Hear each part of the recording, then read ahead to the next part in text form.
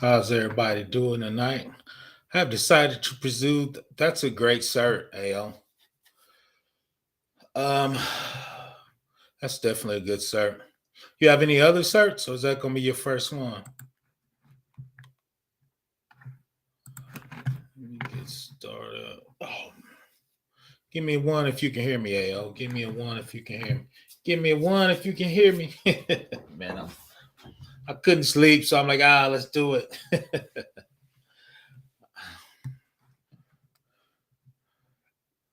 see. Give me one. Give me one. Okay. Obviously, you can hear me. A plus, ITIL, CCNA. That's a. I can see. Good looking out. You answered my question though, so I say, oh, he must hear me. Oh, that's a plus, ITIL version 4, CCNA. Now that's definitely a good mix. I'm studying for my CISP. I got to get it going. I kind of fell off a little bit. Cisco. Oh, that's cool. Do you do networking? Trying to go from that. I can't remember if you're going from networking to try to slide over to cybersecurity. Once again, put any questions in the box. Cybersecurity or tech. People falling in. I know I came at a weird time. I was just up and I was like, yeah, I'm gonna do it. Shout out to Citizen Lou. I was on his channel earlier, so I was like, yeah, I'm just gonna go live real quick. Let's get it in the archive. Once again, you see it, the cybersecurity. We're going to talk about Amazon's Sued Over Biometric Information Collection, tracking New York Amazon Go stores. And we talked a little bit about that from a cybersecurity perspective. Yeah, I'm stuck at the knot. SSH in the routers and switch it out. That's a good way to get started, man. I tell people getting a knock in the sock, get your feet wet, and then you can kind of pivot in what you want to do. And obviously, I talk about that all the time. Networking really is the basis of cybersecurity. First thing you're talking about is controlling network traffic, segmentation of your network, segmentation of your application. All that's done with networking. Also, you can throw VPN in there, right? To all those. I'll take your breaks. Yeah. I need to take some breaks. But so once again, we're gonna hit at it. Biometrics, and we talked about that from a cybersecurity perspective, and especially a GRC perspective. Is when you're even a national company, each state has their own requirements from metrics, breach notification. So New York has their they getting as I'm not gonna say as bad, but they're trying to rival California with CCPA and GDPR, right? So that's really a bag. If you can concentrate on privacy and combine them with cybersecurity, if you do NIST or any of the frameworks now, they got privacy in there. So we're gonna read this article and delve into privacy, breach notification. I did a stream talking about legal and contracts. This is part of that, right? Legally, you need to figure out what you need to report in each state you're working in, right? So that's cybersecurity and legal work together. I just been doing it so long. A lot of times I'll be sending legal questions because I probably reviewed.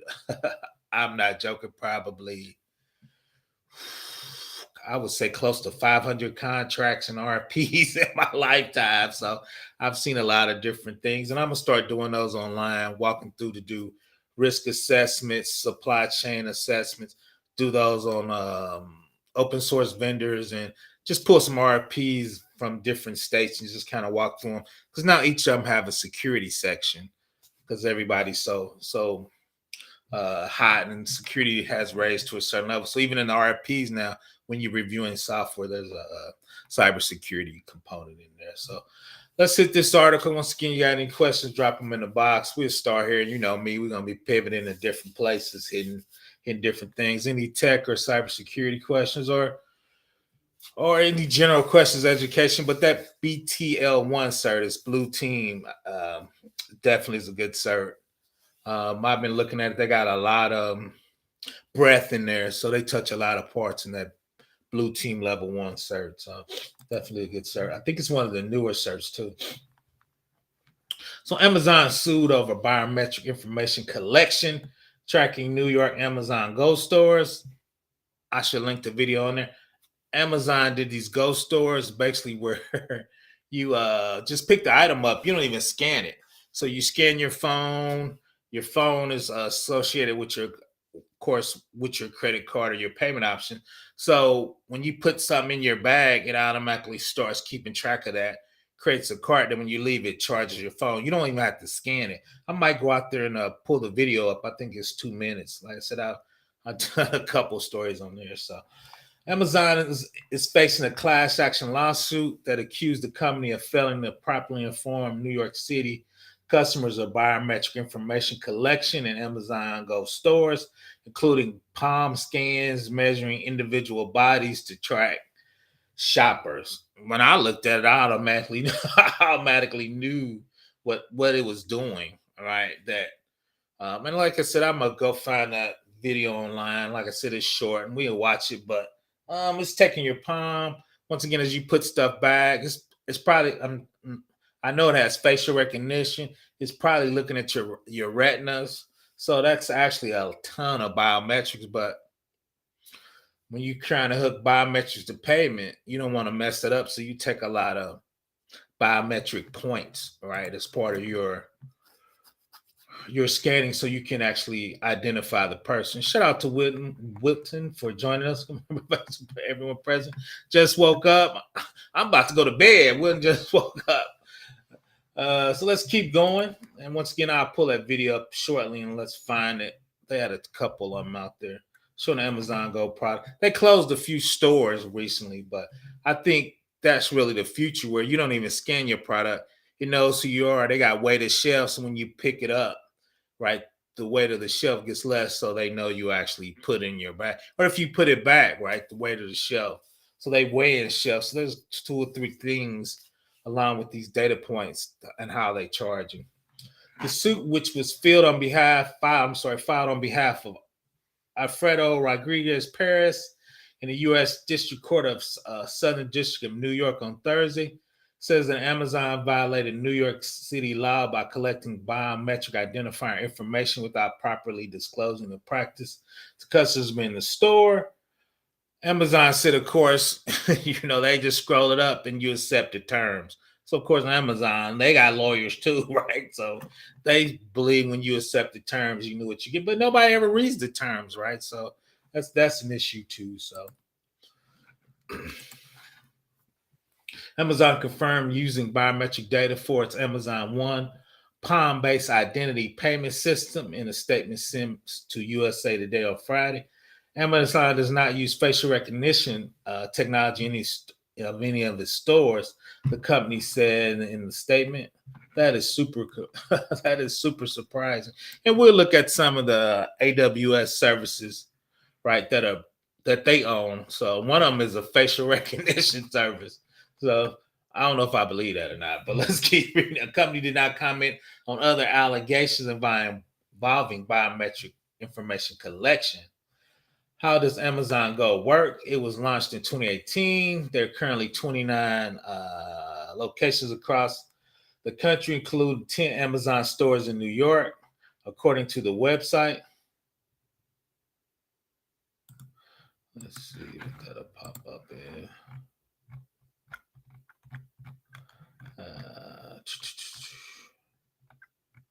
So yeah, that showed a few. Let's keep going. Amazon Go advertises Just Walk Out technology available for customers with Amazon shopping app or at some locations Amazon One or a scannable credit card linked to your Amazon account. Customers can enter Amazon Go store by scanning the app, taking whatever products they want and leaving without physically checking out. Items are taken from the shelves will be added to your virtual cart, and items put back on the shelves will be removed, similar to Just Walk Technologies advertised in Amazon Fresh stores. So once again, that's let's see what it is in the UK. It's 2:30. So set up my alarm. I can miss the free training information. No, I'm with you. Shout out to the UK. So let me look on YouTube real quick and pull up that Amazon Go store technology.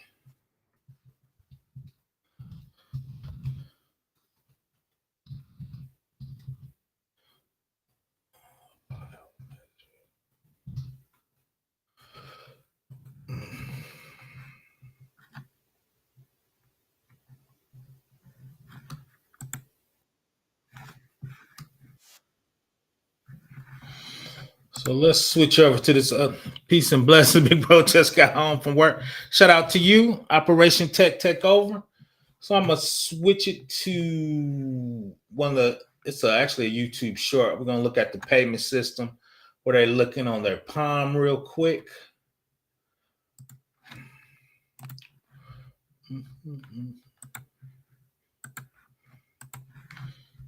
Let's look at this quick short. They're probably gonna give me a copyright, but we're gonna run it anyway. Let's see.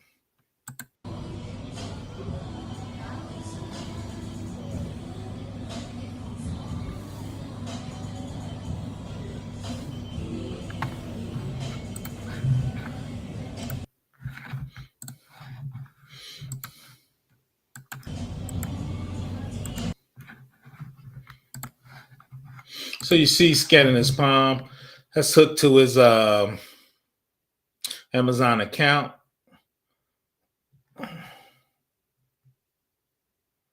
So that's one of the payments app. We look at a few more. They got a ton out there.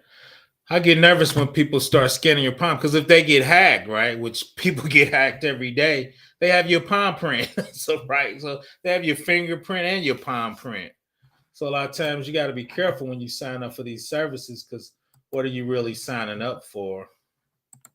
So let's see if we can get the Amazon store. How long this? 4 years ago, we started to wonder, what would shopping look like if you could walk into a store, grab what you want, and just go? What if we could weave the most advanced machine learning, computer vision, and AI into the very fabric of a store so you never have to wait in line? No lines, no checkouts. So I think a lot of people just think Amazon is pushing books and ordering stuff. They have some of the best technology on the planet. And I'm gonna probably do another video. I think it's the most dangerous company on the planet. Why? They got your palm print. Besides Google now, if I'm looking for a product, I got Amazon Prime. I'm going to search on Amazon Prime for what I'm looking for. So now they know my shopping habits. You can actually order medicine for Amazon. So say if you out of shape like me, you trying to get in shape and you pre-diabetic and you ordering a lot of pop, if they give that to your insurance company, right, your rates are going to go up. And they have all that information. And we're going to look at, they got a product called Recognition where they do facial recognition. They own doorbell ring, right? So you start putting all those technologies. And like New York says, you have no idea how much PII, personal identifier information. I think they got more than Google now, right? So look, once again, let's see what's going on with Amazon No Go. registers. Welcome to Amazon Go. Use the Amazon Go app to enter. Then put away your phone and start shopping. It's really that simple. Take whatever you like. Anything you pick up is automatically added to your virtual cart. If you change your mind about that cupcake, just put it back. Our technology will update your virtual cart automatically.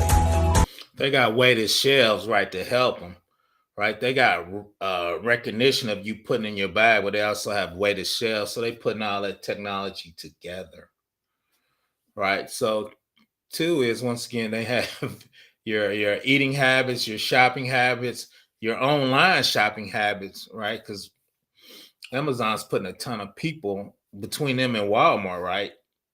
They're dominating the online shopping. So what does that mean for information they're keeping on regular people? So how does it work?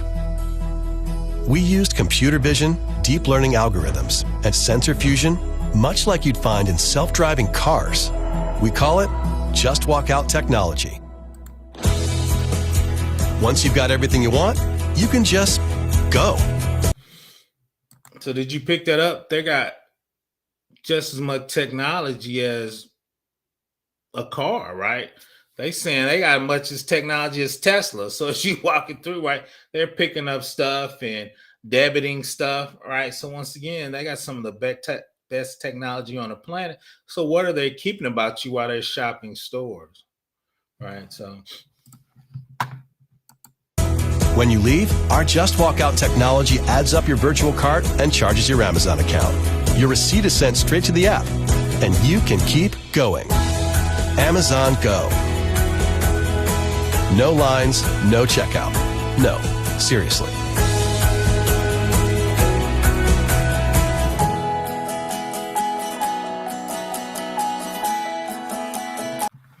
So I believe that's the future where you're talking about you don't really need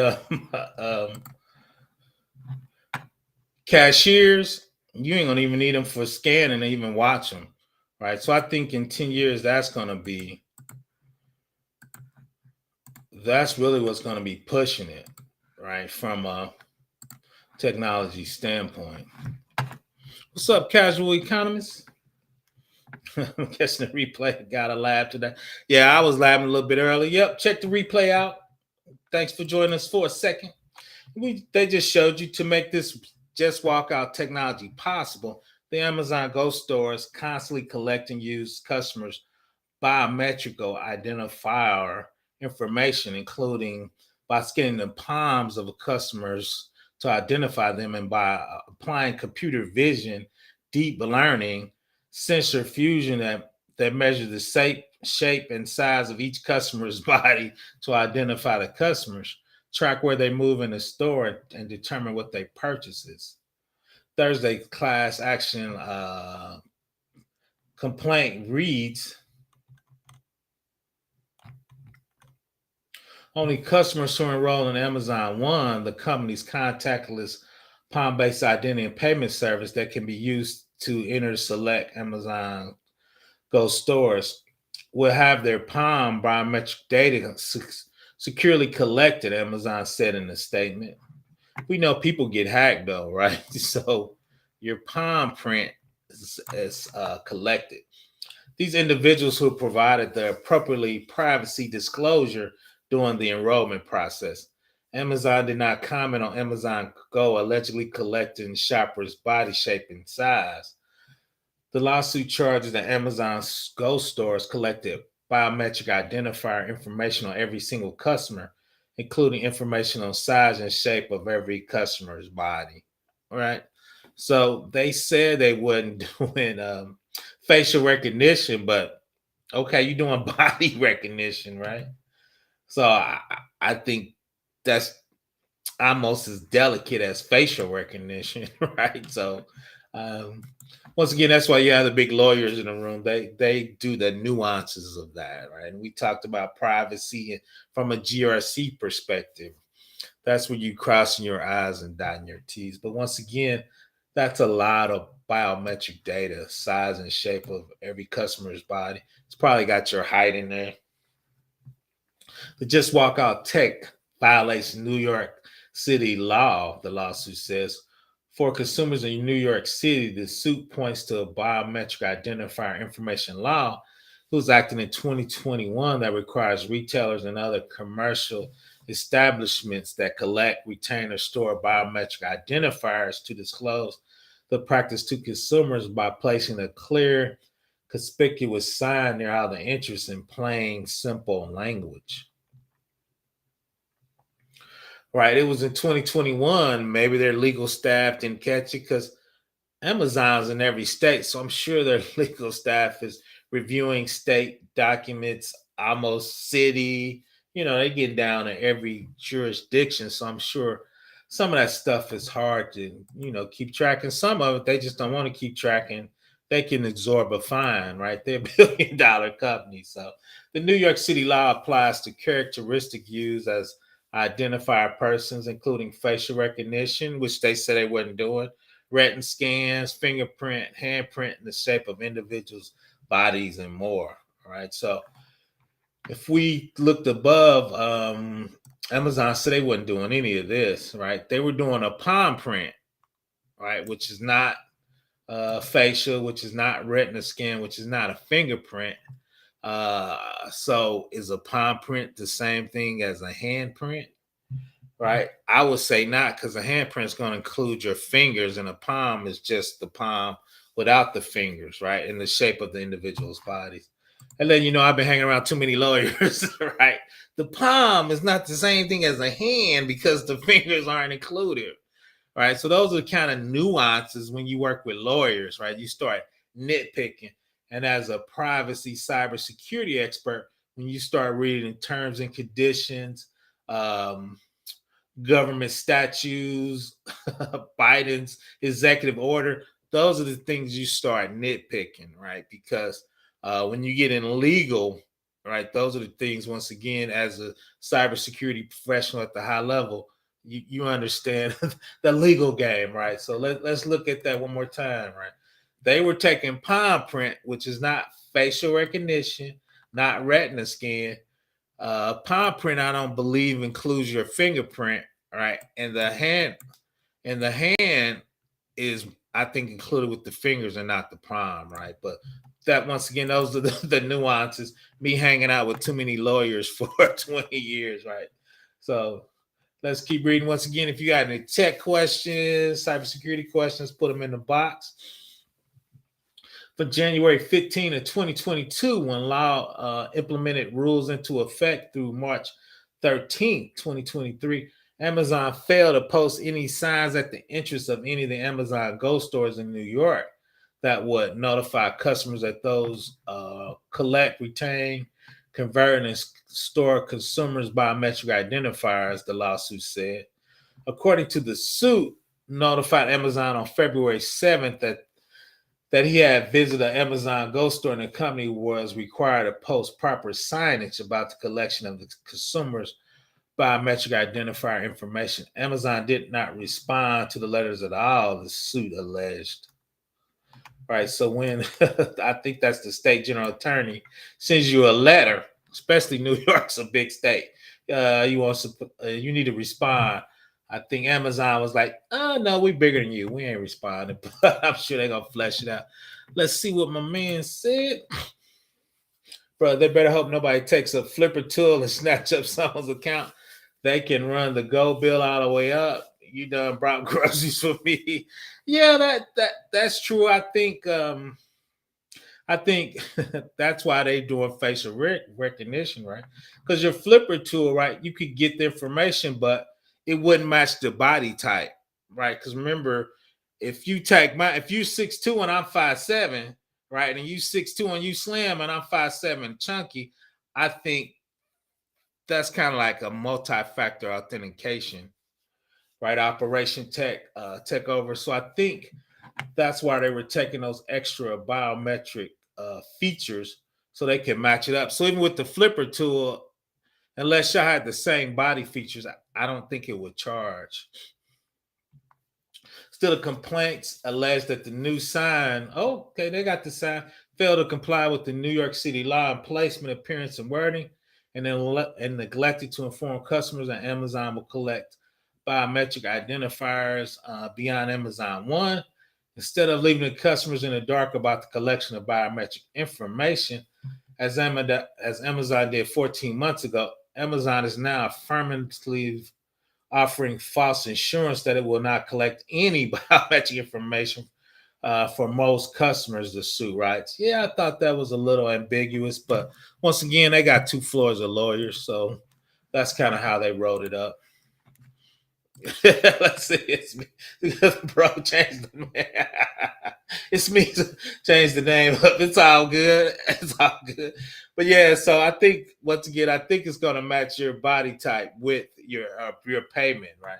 So if you got the flipper tool, you would have to be kind of in dimensions of that person.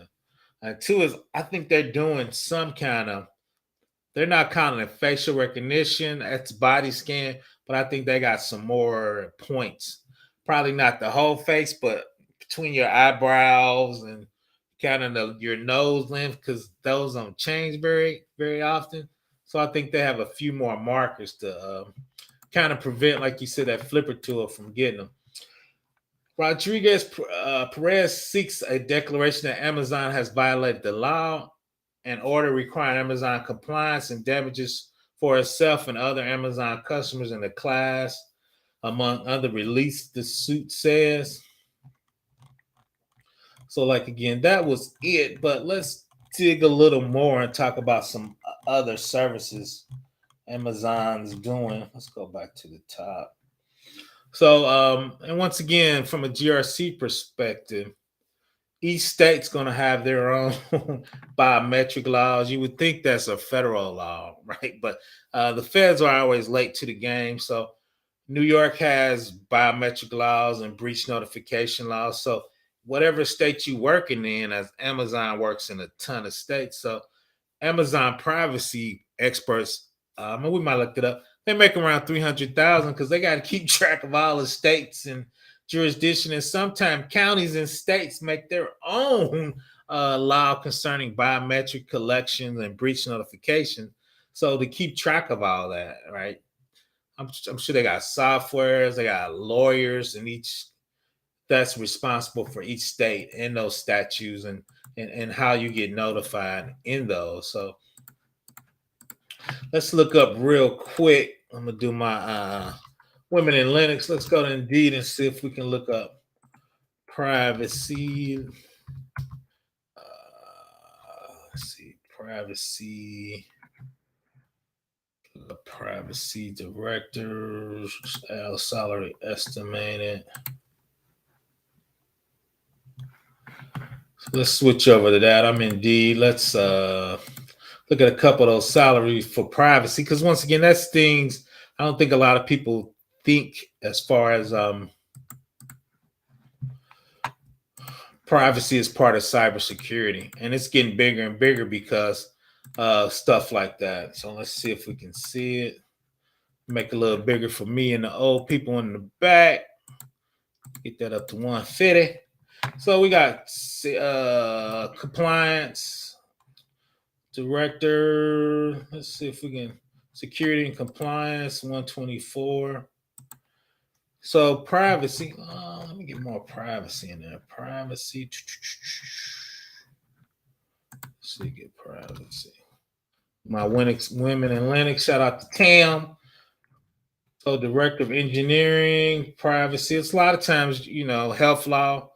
Because we talked about working with Leo, 180 to 275, 140. I put a 150 and above. See how many jobs out there? It says 11,000. Oh my God, that's a lot. So once again, privacy. I just want to touch on something that was a little different than a normal security engineer, security cloud person, right? And a lot of times, these are people with research backgrounds. Like I said, I work with a ton of lawyers. I'm going to interview a couple of lawyers and talk about how they work with cybersecurity.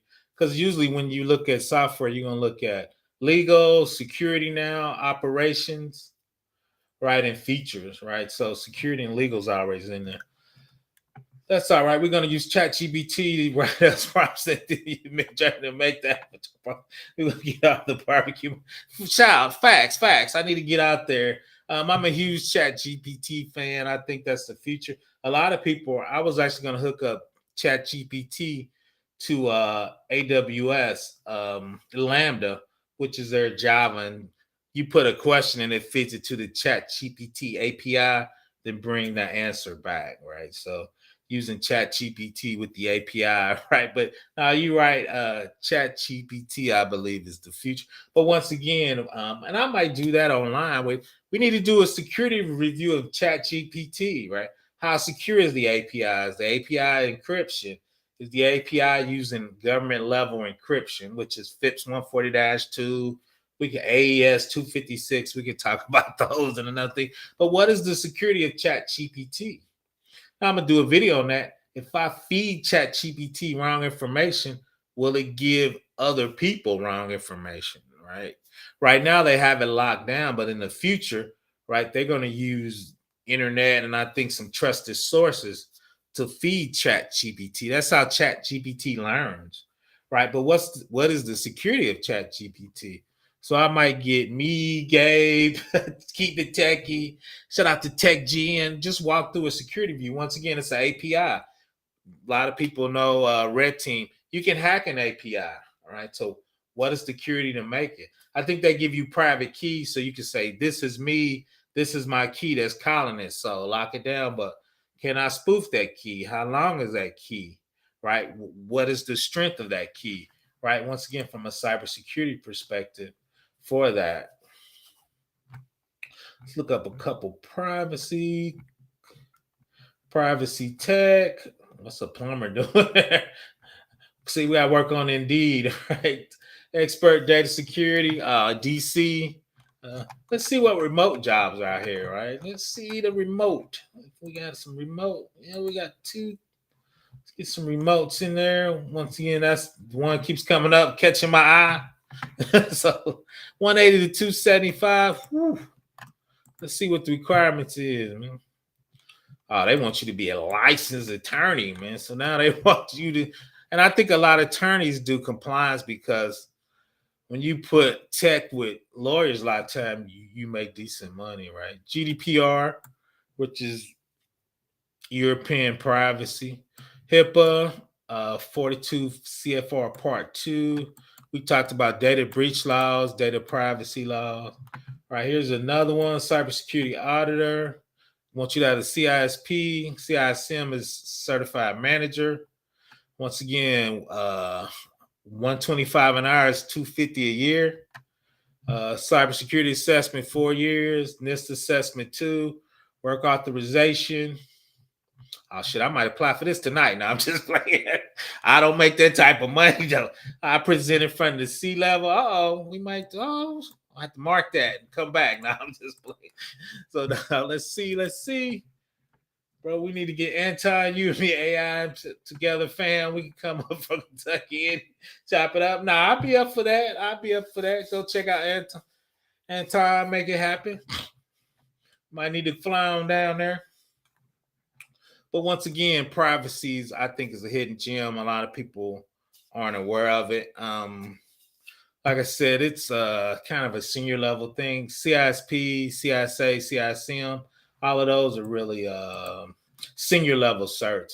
Especially CISP, they want you to have 5 years of experience. That's a part-time. I might have to mark that, man. See what's going on with that. See what's coming up. Now, sorry, I'm gonna get back on topic. At 250 woke me up. I was like, I'm at to check that out. Once again, if you got any questions, throw them in the box. I'm gonna do a ChatGPT security review. I don't know how right I could do. I might reach out to them and see if they're answering some security questions. If we buy the because I think the API is $20 a month. I believe for ChatGPT. Once again, it's the future. It's gonna happen. But once again, I think I'm gonna do a security review on that online. Let me know if y'all want to see me do a security review of ChatGPT. I don't know how much information I can get. Give me a 1 if you want to see me do a security review of ChatGPT. Once again, it's an API, so we would look at all the API attacks you can do on ChatGPT. I probably will go up to the OWASP top 10. I think they got 20 checks for API. Shout out to Alpha Cyber. He's got a LinkedIn, I think, API security course for free. So I would probably loop him in. And from that, once again, encryption. Then there's some other things. They call it, I know you talked to me about Epic, but I've really been looking at PSD. It's my attention, big bro. I'm going to do a video on that. I'm going to do a video on PCI DS. All right. So I'm gonna put that on there, and because I do those every day, all day. So once again, I'll do research. Once again, we'll go through all the API attacks. I'm actually gonna shoot them an email and see if they actually answer my questions. So I'm just thinking: should I do a video with me coming up with the questions and send it, or do it, then send them the questions and get their answers back and do the video, or do 2 videos. So let me think about that. Once again, I've been doing those forever, so it's not gonna take me that long. Big things we're gonna get once again: API attacks, breach notification. So if they get hacked with a certain subject, what's their breach notification? What type of encryption they're using? They're saving this stuff in a database somehow, probably Hadoop. I don't think you would save those AI. I think you would use a special database. So I think they probably would use Hadoop or a NoSQL database because you got to scale. All right. So what would that look like? What database are they using? Once again, like the APIs encryption, the APIs calling a database. Are they using encryption? Are they using encryption at rest? Are they on Linux? What are the Linux checks? Are they have, like my man said, are they using PCI? What compliances are they using to make sure their AI system is secure, right? PCI, of course, is credit cards, but you got NIST. I guess if they're doing hospital, HIPAA, FERPA, education. So I'm sure if they're doing government work, right, you would need those government certifications. So, but once again, let's just hit that real quick. And once again, this is privacy. New York says Amazon didn't do what they're supposed to do, as in notifying customers of them collecting biometric data. And once again, we were nitpicking: is a fingerprint a palm print, right? What are they supposed to be storing? I was trying to find that real quick. It was palm print, fingerprint, retina. There it is. Facial recognition. They said they wasn't doing retina scan, fingerprint, and handprint, right? So is a handprint the same thing as a palm print? Let me see if that's still showing. Oh, I need to switch back. So let's finish up. But once again, if you go to Indeed, they got a ton of privacy stuff. Once again, privacy is part of cybersecurity. A lot of people separate them. The reason why is cybersecurity, when it first got ramped up, they went policies, procedures. Really, the first thing was you had a firewall, you were good, right? Now, a cybersecurity program is policy, procedures, and the technical hardening that goes on your infrastructure. Now, privacy is being put in as a security family. I do NIST, so that's a security family in there. But still, a lot of people separate those. Why is the technical guys focus on infrastructure, Linux, databases, what you're running? Shout out to the CCNA. What's your network? You 3-tier, right? So that's kind of separate from privacy. Privacy is usually with GRC, which is management, like you said, a ton of legal people, right? So I think they're trying to figure out how to get that together in one program, right? Is what they're trying to get back to. And kind of that's why they're separate.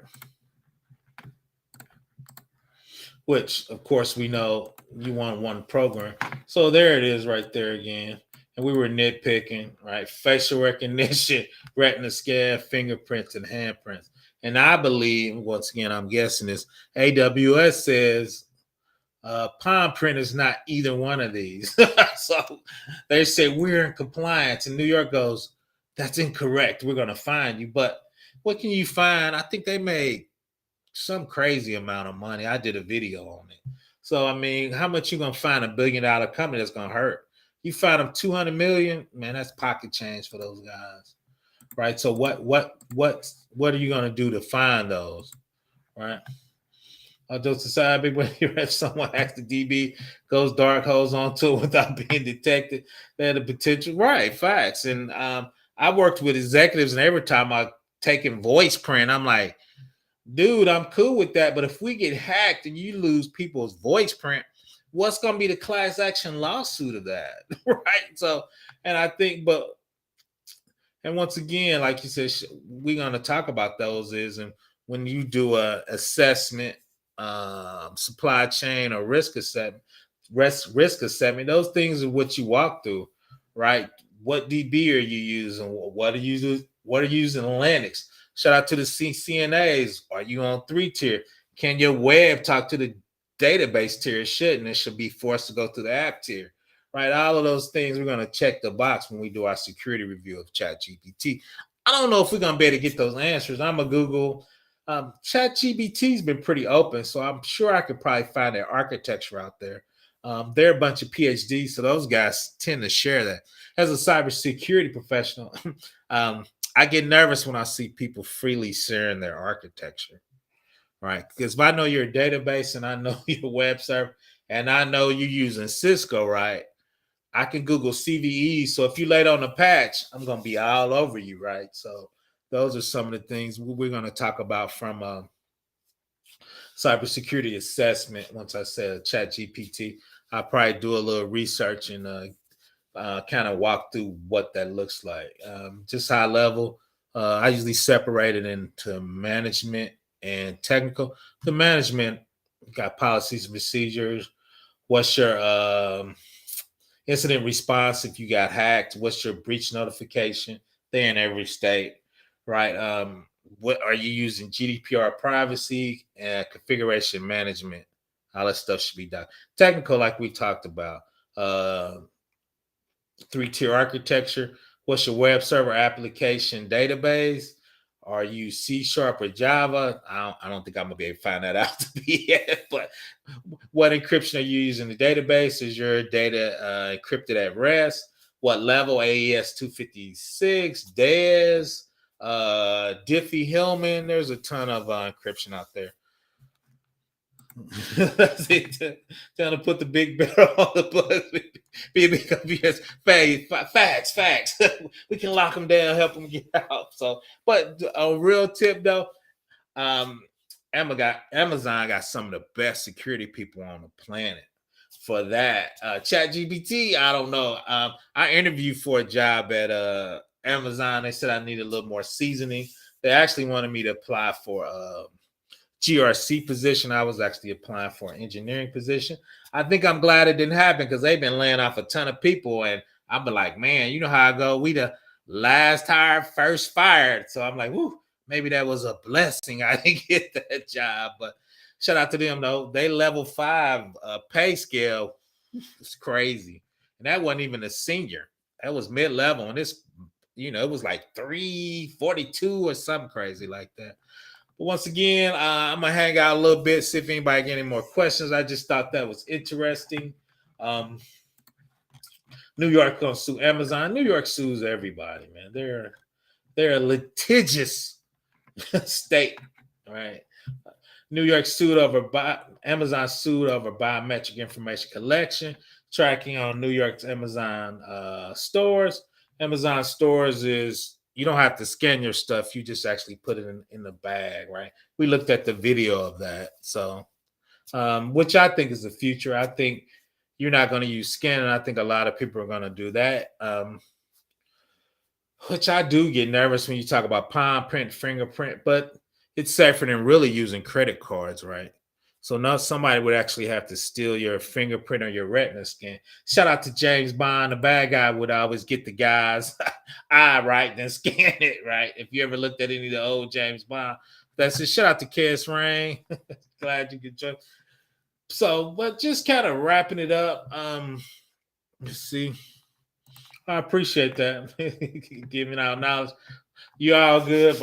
I need everybody winning, man. PBO getting old, so I ain't got much time left, man. I want y'all to get it. And like I said, I'm going to work with some other guys because we need to be setting up projects so people can get real world experience. So that's going to be my summer, trying to figure out what that looks like, working with the big dogs, Keep It Techie, Tech G, Black Heights. It's just so many women in Linux, right? The reason why is when you spin up an Amazon instance, I'm a cloud guy, right? That's really Linux, right? That's their fork of Red Hat. So you can use your Linux training. Keep It Tech is a DBA. So if we spin up, Amazon's got their Aurora, which is a fork of MySQL and Postgres, right? How do you manage those databases in the cloud, right? Those are skills. And each one of those are domains, right? So if you build it, do DevSecOps, got to spin up containers. Everybody's doing Kubernetes and Docker, right? Those are really the skills to get paid, right? So we need to be doing projects with project management, DevSecOps, DevOps, DBAs, Linux experts. You need each one of those domains when you spin up a cloud infrastructure, right?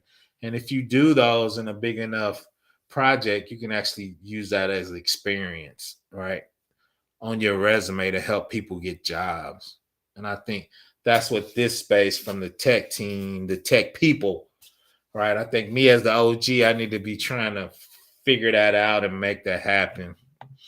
No problem. And I enjoy it. For a lot of people, I'm sure most people here know me. PBO, I taught 10 years at a community college. I've been in IT for 35 years now. I've been in cybersecurity now for 15 years. I usually do Fed work, big projects. I worked at a large state agency for 10 years, and I worked at Department of Defense for 10 years, right? So I got in cybersecurity as a humble. I was a web admin and an application server admin.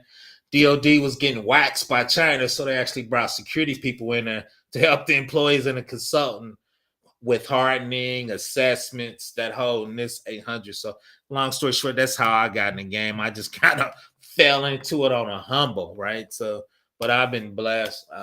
Like I said, a high level, made six figures for a decade. So, Black Heights told me six figures ain't a lot of money anymore. Him and women in Linux, I had to get on him. I'm like, that's not true. But now there's some, the bag is bigger, man, especially when you do FANG, especially when you do bigger projects. So I'm trying to elevate up there too, right? Issue with me, not a big issue. As you get older, people want to hire younger and cheaper people, which I understand as an older person. You got to keep your skills up. You got to stay on the grind because if you're making a certain money, the company says what you got to validate it and show your value and you worth what you're asking to get paid for, right? So that's only fair in life. Two is when I was younger, I used to take Mountain Dew and cold for like 11 hours a day. I appreciate that, man. I super appreciate that. Shout out to that. I went in and out of the Navy with secret clearance, and I dropped out. I went into the oil fields, ATT with the minimum wage. Use you and others to get back to. I appreciate it, man. Shout out to the whole barbecue fun. I'm about to go on a date with that. Now I'm just playing. I'm single. Don't nobody want me, but now I appreciate that, man. Gonna take that out there. I still my we're gonna learn together. If you check out my channel, if you bored, I got a ton of Amazon smaller videos looking at each technology. I'm actually gonna put those in a playlist. I've been lunching on that, but once again, I appreciate that 100. I'm gonna eat well. I gotta go on a diet though this summer, man. I ain't done jack in the pandemic. Let's see if the tech sales doesn't work. I think PCID. So, let me know. I had an interview. Let me go to my channel. I've been, which is weird. I talked about this. Let me go on my channel real quick and point out some playlists. I'll be lunching on that. As security, I work with sales to get people into vendors both ways. Me as a client going into vendors and me working the client reviewing their security to see if that product should be able to come into an agency, right? That's kind of what we're going to do. Chat GBT, looking at it from a cybersecurity perspective, what that looks like. Let's see. Let's go there. I'm just pausing because I think when you go into sales, I appreciate that. Where was the sales at? Tech sales, cybersecurity now. Usually 90% of the companies talks about the security of their product when they go into tech sales. So I think cybersecurity with tech sales, you're that's a good combination. And I'm gonna show you this video where actually this dude worked for $1 billion company. He came into an organization I was at and I reviewed his software, right? So he was tech selling into a large agency. Me and that agency was reviewing his product. Right. So let's see. Close out. Got too many windows open, getting confused. So that's my channel. That's me teaching Security Plus from a lecturer standpoint. Yep, Security Plus. That's me talking about AWS services. If you go on my these are playlists. It's me talking about DevOps. I saw that one interview on my live. He was just recently. See this guy right here. He works at Google now. We met years ago, probably. Once again, he worked for $1 billion database company. That's how we became friends. I reviewed his software. Super brilliant guy. I'll probably interview him again. He does tech sales for Google. The guy right there where it says Google. And we talk about, and he does tech sales from a cybersecurity perspective, meaning when he comes in for Google, a lot of times people are hosting federal or state workloads inside Google. So his job is to try to sell that to states. Once again, I think that's kind of a hidden gem where you can put those together.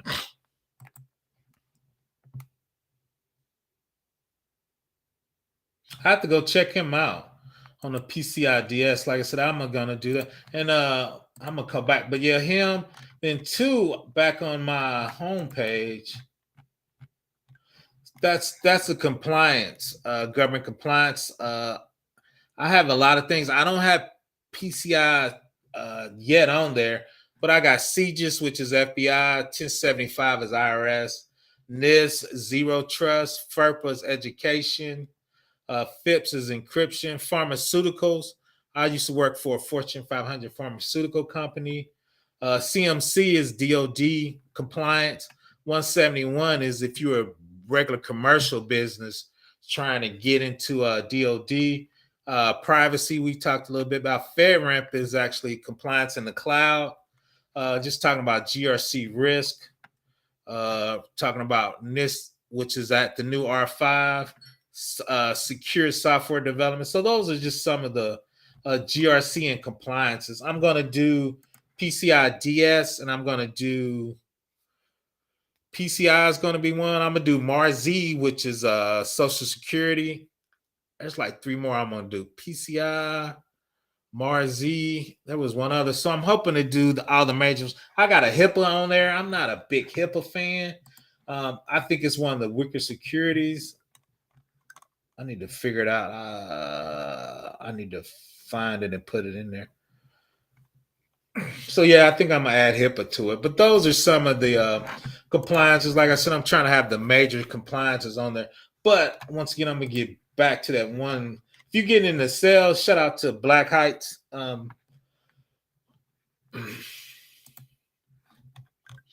out to Black Heights. But his live. Once again, he was pretty good, and we talked about it. We're going to do a second one where we're going to actually talk more about sales from a cybersecurity part. We talked about Google, privacy, Fed level at Google, because Google was behind on federal stuff. It's usually AWS followed by Azure, then Google. I actually think Oracle is really ahead of Google when you talk about federal compliance, because if you look at the big $9 billion, the four companies were AWS, Azure, Google, and Oracle.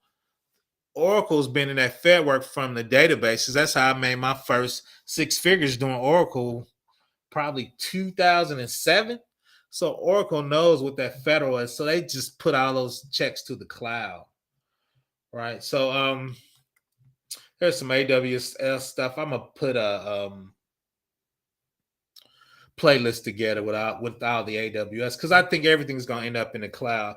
Be AWS, Azure, Google, Oracle, Rackspace. I just think because it's just too cost savings, and to run a data center, it's hard to get that type of talent. So I think, and AWS did an excellent job about saying, hey, we got it all set up. We got all the government stamps. Let us handle that for you. Let us do that heavy lifting. Oracle RDS from Oracle. Like I said, AWS config compliance for CMC. Shout out to Larry Ellison. I did a video on him for the old people. I did high performance. So once again, AWS DNS, I got a ton of DevSecOps because I know I need another decade. So I decided to go with Oracle and get that cloud. I already know about you just showing everyone else. Peace. That's cool. That's cool. But just let everybody check it out. But too, I need to get a little more organization. Shout out to Clay. But once again, you check out that I'm getting it organized. Once again, Security Plus. I need to upgrade. I think that's the 5 series. Check out my man Tech G. I think he's doing an awesome job. He's got low cost for Security Plus, and he's actually got quizzes and labs. So he was doing such a good job. Shout out to Master IT. He's in there. I think those two guys are doing great for those beginning level certs, getting people ready. So Amazon Cloud, when I was studying, I just did a playlist. When I got my AWS practitioner, I got 4. I got the AWS practitioner, AWS associate architect, AWS developer, and of course, I got the AWS security. All right. So I used to teach computer forensics for about 3 or 4 years at a local community college. So I created a playlist for that. Zero Trust. Once again, that's my DevSecOps. So Keep It Techie, Black Heights, Alpha Cyber, For the Billions, Women in Linux, Struggle Security, Tech G, Network Bruh, Citizen Lou. Shout out to the Godfather Kev Tech, Textual Chatter. So those are just some of the people. I'm sure I'm leaving somebody out. Don't be mad if I let you out, but those are some of the people I follow, and those are people, they send people to me to talk to, right? So I try to work with them to make that. Oh, cool.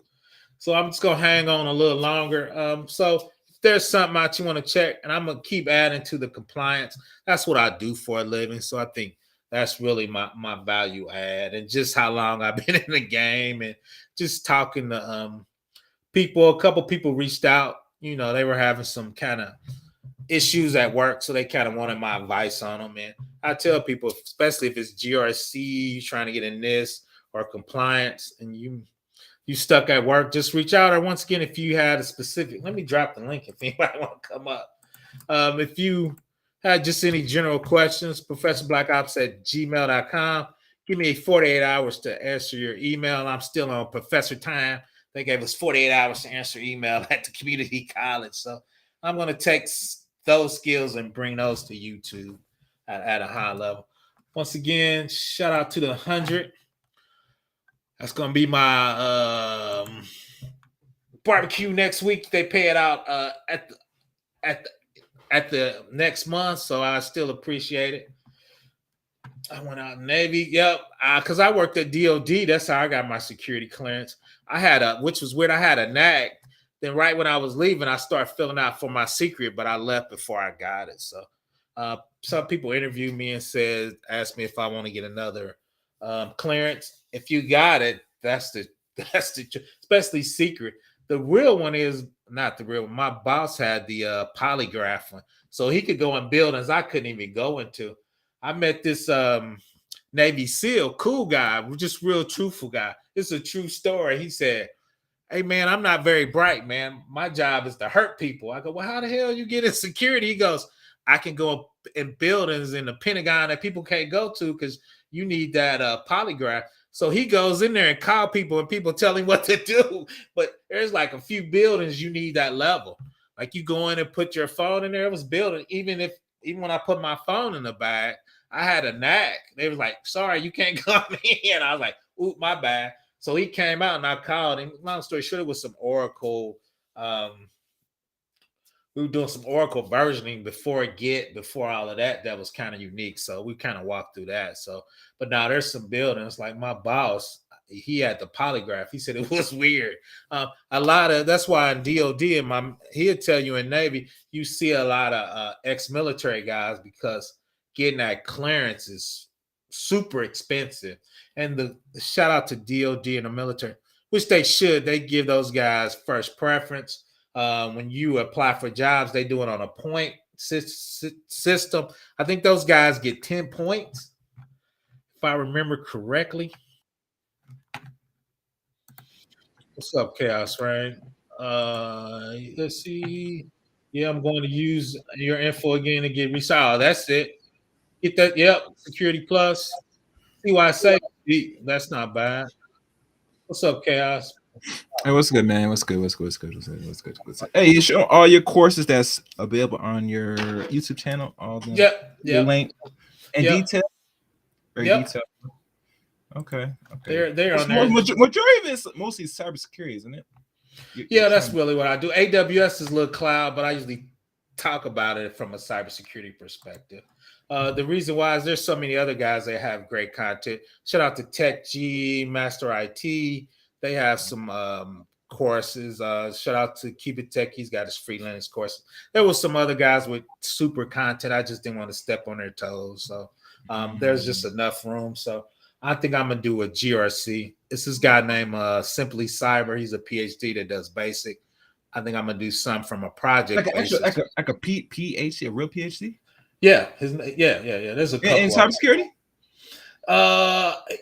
He's actually a chief security information officer. Yeah, I think his PhD was in cybersecurity. I'm trying to say, I know some education you can get masters in levels, but I know you can get like a PhD in that field.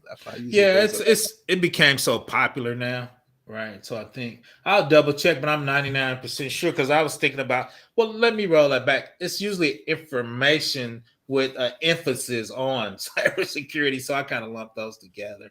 But it's so popular now, and I think they said they were 800,000 jobs short, so they're trying to really push people into that field.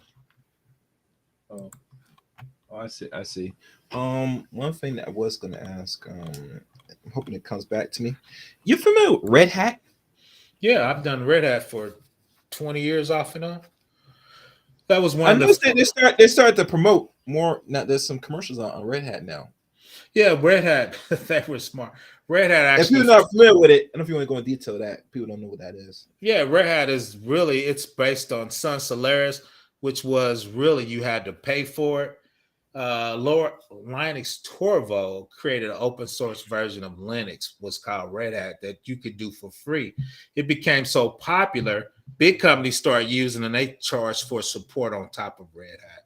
Then Red Hat, someone who bought Red Hat, then it blew up in money. So now Red Hat are buying companies. But I've used Red Hat for 10 years.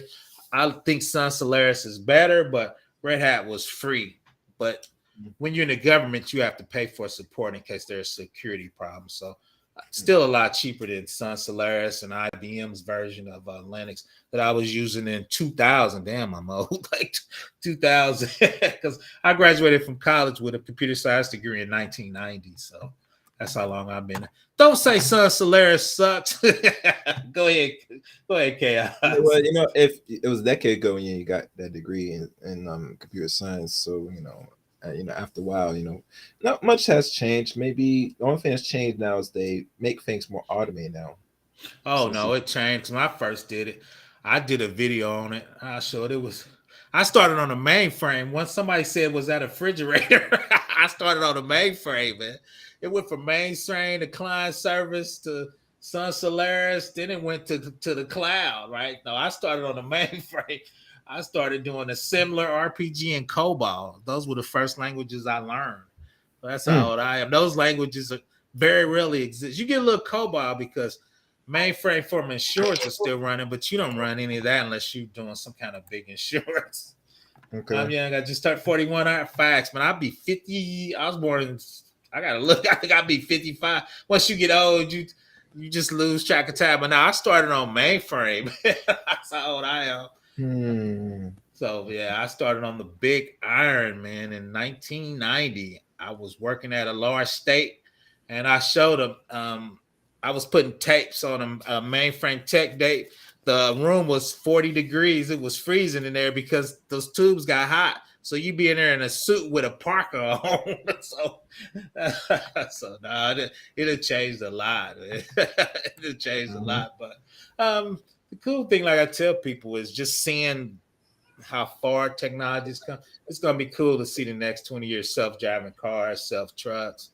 The bad part is I think a lot of people gonna get laid off. Shout out to Dr. Dix, the king of automation. So yeah, I have my thing with the automation piece, man. You know, at times I agree and I unfortunately disagree with some things, some motives of No, I'm with you. I think shout out to Dr. And the reason why, because personally, when we talk about uses people in automation,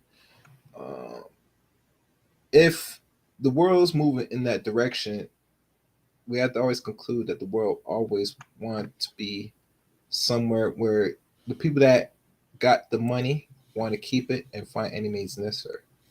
And the only thing that humans have capably done now is to make it more easy for these people that got all the money to keep it much easier now. To the point, I'll say they don't need human resource. Facts. Think about it. Last time I checked, artificial intelligence and robots that's here and are going to continue to grow. Yep. Are not going to pay these people that have the money their bills. Last time I checked. So who's going to be still paying? People. So people are always going to be useful some way. Either they're considered useless, unfortunately. Because if they're really that useless, that means what's the next last step? You make them useful, and that means you're going to have to make them more than what they are, less human. That's incorrect, but I disagree a little bit. I think you're seeing it. They gave you UBI in the pandemic, and everybody was comfortable with that. So they figuring out how much. Oh, and that's just a test. That's a test for really the what do you call that thing? Yeah, you're right. It's UBI. I think they call it UBI, Universal Basic Income. Yeah. So they figured out how much money you need to chill at home, right? Mm-hmm. So and to be worthless. I don't know if I could live in that existence, bro. I'm not saying I wouldn't mind if they give it to me. That's fine, but I'm really sure I think a lot of people want to chill, man. But personally, there's more purpose in life. If it's like this, it's gonna come down to give people, the American people, that, right? And they're gonna use the military budget to supplement that UBI, right? Yep. If they implement that, which they will, that should make for any young person that's younger than both of us to start strategizing and say, how can I capitalize since I'm getting this guaranteed money? The problem is how many people you seen strategizing and just want to relax, man. Well, the problem with comfort, professed by us, you only can be comfortable for so long. It's gonna come to a point you're gonna have to be useful. That's incorrect. You don't think it's correct? I think they're gonna be, what was that, with the little chair with everybody floating with the little arms? What cartoon was that? And people just gonna get comfortable, man. I think you give people too much credit, man. I could be wrong. Let me read this real quick. I live in Texas. Last company I worked for doing cobalt tape backup. I used to do that. So when I left them, I decided to move security based off of my email cloud. Now, yeah, that's really the move. Cloud is the future, and put that with security. That's the bag, man. That's what I'm hoping to do the next 10 years. So that's me right there. So I think it's amazing how far it's come. Yeah, technology. The last thing you want to is a toasty. Facts. You want no toast. The cool thing though is servers are a lot better. Boards are a lot better, so they can handle a little humidity and a little heat. A lot of the mainframes were touchy. So with technology, of course, all that stuff can handle. All gents are great. Appreciate that sharing knowledge. Damn, I shouldn't have typed when doing a thing. No, you good. I'm bad about that too. Let's see. Let me read a few more. Okay, they didn't believe in quorum and roll. They did. I think that's really a newer thing. I think they figured that out, JM, from the mistakes they made on the mainframe. Shout out to my man, Big Discussion 76. Is he modded up? Dr. Dunbar. Yeah, let me make sure. Dr. Dunbar. Throw your channel on there, Dr. Dunbar. Does Dr. Dunbar have a wrench? I need to check that. Let me look. Let me see if he got his. I'm struggling to stream and see if he got a wrench. Yeah, he has a wrench ready. Put your channel in there, Dr. Dunbar. Go check out the PhDs. We need to support them a little more. Everybody go subscribe to Big Discussion 76. He has a great channel on different things. He was talking about the Kia boys. That was actually a cybersecurity hack. Then we were talking about the CV19, giving great information out there. So everybody go subscribe to Dr. Dunbar. I wish I would have got my PhD, so I'm giving a shout out to him. One of the mistakes I made in my life. I got my MBA in 1995, and I should have kept going. I keep saying I was going to go back, but I'm too old. Go ahead, Chaos. Yeah, that's it. Well, it's never too old to get your PhD. Honestly, you always got to deal with the stress. Say, do I really want to go back to study? Yeah, and Doc, I'm not going to call Dr. Dunbar, but the only thing I'm going to say is 25-year PBO could memorize and keep facts a little more than the older PBO. I be struggling. I'm studying for the CISP, one of the highest cybersecurity certifications. I've been struggling. I'm like, man, I don't remember like I used to. I remember I could take something and spit it back out. It ain't working like that no more. Become the same. Yep. And two is shout out to my man. He definitely gave me the 100 tip. On top of that is come to cybersecurity. I'm in it, man. I'm decent intelligent. There's a few gatekeepers, but when you get in, you can accelerate. And there's a lot of people out there to help you. There's struggle security, Black Heights, textual chatter. I've seen it on my pages. There's a lot of people out there to help you get in this industry. And if you ever get stuck, you call me, and I'm old. My Rolodex is big. So between somebody out here, we can help you so you don't get stuck. In the old days, it was stuck. Dr. Dunbar tell you, wasn't no Google. You have to be reading real books, man. Information's at your fingertips. So don't be scared to get in cybersecurity. Don't have imposter syndrome. I worked at big companies. It's a learning curve. 10% of those guys are brilliant. 30% of those guys are dumb as hell. There's a big spot in the middle for everybody. So let's come and get the bag. Go ahead, Chaos. Yeah, man. People get that bag anyway, how you can.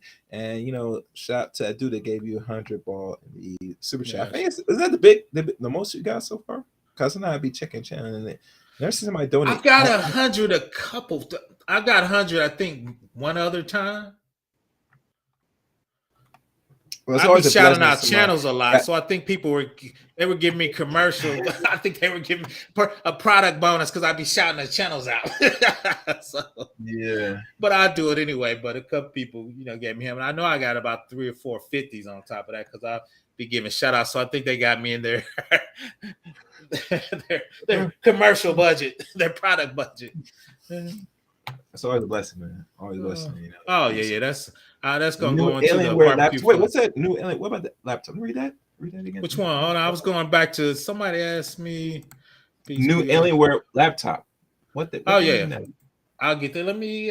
Somebody asked me coming to cybersecurity, man, but not a lot of people like us willing to learn. Yeah, I think a lot of people are scared, man. I think people have imposter syndrome. I think people get nervous. And two is me and a lot of people talk about there, and certain people will try you when you get in the industry. Now, I'm just at a certain point in my life where I'm like, I want you to try me because I'm going to show you how smart I am.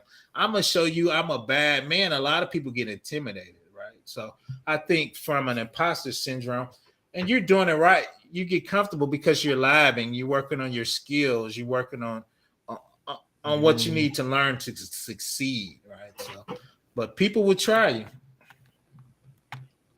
Oh, here you go. People, I don't know anyone answered this before. I was looking it up, but Red Hat was with IBM. Yeah, IBM bought it because they were killing IBM's Unix. Because I think IBM and Sun Solaris, who my man said, they were out first, right? So I think Red Hat took out of the market because they were letting you do it for free. Right, but the government says you have to have support. So IBM has government contracts, so they want to get in the door bringing you Red Hat support. Cybersecurity check is you can't use open source without support because if you need a security patch or security something, you need to be able to have somebody give you that. If you get something for free, you cannot contractually force somebody to give you something. Right. If I'm paying IBM to give me a Red Hat patch, they got to give me that patch. Right. That's what I'm paying them support for. Right. They need one neck to choke. Right. So that's IBM got on that support. and they know the government's got to have support. Mm-hmm. The new Alienware laptop. Oh yeah, that's a gaming laptop. It's a beautiful laptop. I just don't need that much power anymore, JM. Because on my laptop, I'm doing basic stuff. That anything big, I'm running an Amazon cloud, and I spin it up and tear it down. Go ahead, Chaos Rain. What you gonna say? Oh, that's the new one. Too bad the guy don't got a wrench. If he could just drop that link. Now look at that. I'll take a look at that Alienware laptop. Just Google it. It'll come up. It's super popular. One of the things, I had a game laptop that I'm not sure if it gave out, but for some reason, this is just me, and we're not gonna conspiracy theory on this one. But I noticed when I bought it, now it's like 5 years when the laptop first came out, it was active with when you start the browser, the Windows, like you put your code in and get access to it, and it just goes back to factory tune. I was like, what's going on? So you know what I did? I got scared. So I did. After finding it, keep doing this repeated times, I just saved my files on a hard drive and reset the whole computer. Yep, that's what. And when I did that, here's the twist. It was good for the first 2 months, and all of a sudden it goes back to it again. But what happened? What happens a lot of times is the new malware and viruses it's in your memory. So even when you shut it down, it writes itself to the boot mode. So when you would boot back up, that virus could be there. You need to format your machine instead of factory reset. Factory reset. You think some bugs got in there, like some? Yeah, I think you got malware. Shit. So you need to go when you format. That's going to erase the whole drive. When you factory reset, if you Google it, it saves itself up, so it'll reinstall itself even off a factory reset. Everybody go check. Oh, hold on. Everybody go check out my man, Dr. Dunbar. Subscribe to him. He's trying to grow his channel. He's doing great work over there. So I need everybody to go subscribe to him and send everybody to him. Go ahead, Chaos. Well, it's funny. You mentioned malware. I have certain applications that always 0 day, man. Zero. Most malware, especially because you got the basic one and not commercial, it looks for a certain pattern. When I do a new malware, it doesn't have the pattern yet, so it can't find it. And certain malware, people pay a lot of money because, once again, it's pattern based. Once it's seasoned and the company says, okay, this is what it looks like. A lot of people do custom malware. So until they find that pattern, your malware program won't find it because it doesn't know the pattern. It's called 0 day. You still there, Chaos? Well, Chaos gonna come back. No, you're right. I probably teach again. When you teach, you can assist people, you can help people. And 2 is you can be a tenured professor. You can make 6 figures teaching, right? If you're gonna become a tenured professor. Once I got 65, I wanted insurance as I get old. You could teach one class and get insurance. When I worked at the community college, I was consulting with no insurance. That's one reason I started doing it, because they had 30,000 students and teachers, of course. So you get a big what's up, man? You get a big discount. So that's the only way. Like you said, you hear me now? No, cause my internet went down a little bit. Yeah, I can hear you now. But it's pattern based. If your malware doesn't know that pattern because it's too new, it won't catch it, which is common. Dan, let me. No, you can read the comment. I was gonna say something. Okay, but we do understand. I mean, depends on what you. No, facts. It's not for everybody. Live facts. I appreciate that. Yeah, I'm trying, and I think, which is a shame. A lot of people like the drama of the manosphere, right? So there's a certain sector, right? And I understand, tech is not going to be this huge domain, right? If I wanted to tech, I squeeze in a suit and been the old fat Kevin Samuels. If I want to make real money, right? I make money in cybersecurity. I've been doing it for a long time. I just came because I wanted to bring teaching and something different to this sector. It really, really helps me because I get a lot of emails when saying, man, we the only dude you seen like that. And two is I've been on panels where we're the only guys in cybersecurity or in ComSci or even in tech at a high level. So I just want to I won't say be an example, but show people you can do it, right? It's not outrageous. And once again, you talking about 6-figure bag, only 7% of black men make 6 figures, only 15% of all men make 6 figures, right? So it's rare, even though shout out to Black Heights and Women in Lenders, they said 6 figures not any money. I always get on them about that, but it's a stepping stone and you can make more, right? You talking about FANG and big time consulting, and shout out to Gabe. You can become a director and manager level, then you can hire people, right? When you get to that level. And I think that's things we need to be shooting for. That's kind of one of my other mistake I made is one of my teams were horrible. So I just went to tech track, right? A lot of people wanted me to be a manager. I just don't like people like that. So I don't like babysit. So I just went to tech track, senior consultant track. So that's something else we're going to dig into this channel, what that looks like. Oh, yeah, security money. Especially you talking about FANG security money. That's crazy. You good. Working as a hardware tech, I'm surprised at so many IT. Oh, yeah, JM. Most people, the higher you get up, I work with CISOs that are brilliant, but they manage people. So they really don't know security at a high level, right? They get in there, but a lot of CISOs, because at a certain level, when you vice president, you're managing 100 people underneath you, right? So you really managing people, not technology. And a lot of times, especially the higher you get up, those people comes from other disciplines, right? Because tech people have a hard time communicating. So you get a lot of project managers, product owners, right? That's a whole domain, right? Even programmers have a hard time communicating with that. So like I said, the higher you get up, and like I said, I work with CIOs. I'm going to interview, and we talked about it. Is when we have security incidents, you don't worry about if it's a Linux database, CNA network. He wants to know tower. How long you gonna take to fix it? What's the risk? How much is gonna cost me? Are we gonna get fined? He don't ask me anything about the tech because he got guys underneath him gonna handle that. Do I need to go talk to the governor? Right? Why would you need to talk to the governor? If you lose every database for this particular agency, the governor's going to be impacted. So you got to let him know. So they don't even talk about technology, risk, money, how long, and are we going to get fined? The higher you get up, the less you talk technology, which surprised me, Jam, when I got in the game. But I did technical slides. They were like, that's too technical. We don't know what you're talking about. So bring that down with business speak in it, right? Because that's their language. Go ahead, Chaos, Ryan.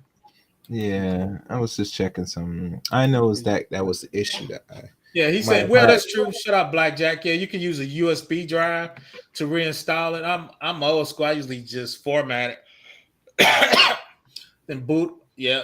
Then, like you said, from a system partition. Yeah, but like you said, if you Google it, there's a lot of things, like you said, factory reset, the malware stays in it. So yeah, but when I reset job, I think one thing I do is I download certain things because I'm more of a gamer.